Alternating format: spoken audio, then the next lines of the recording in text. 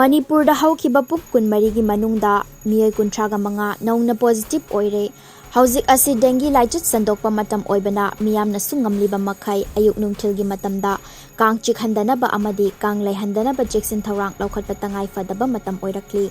Directorate of Health Service tagi fangba report ki matung ina Houkhiba Pung Kunmari da Meeoi Kuntraga Manga dengue positive oirakhiba dugi manungda Kuntareti Imphal West District tagani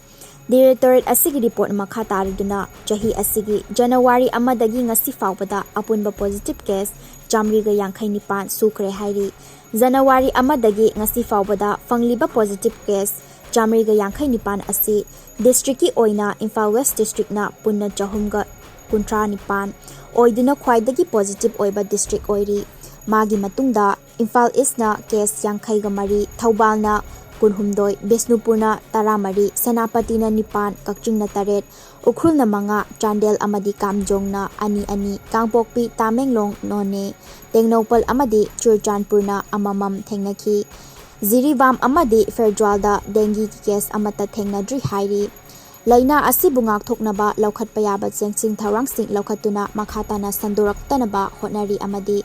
Miyam nasu laina asidagi ngak thoknabagi damak kanglon sing ningthina induna cheksin thawrang laukhat piu haina department asina appeal tawrakli Dada Ibe maki gano Azab thammo Sigi yumse exit TMT na cheksin na laksilaga thamkrabani ne Dada nang se Juhar habaga amta kitarbo Asumna mayamna na machalbo ngapshan dugum masigi yumasibu asoyangan kokadabadagi exit TMT na ngapseli Exit TMT Johar Habadi Matok na Basembani. Zerman technology na mana concrete katok na tinaba matamda kapamul amuk pihena hingal adli. Exit TMT strength is in the quick.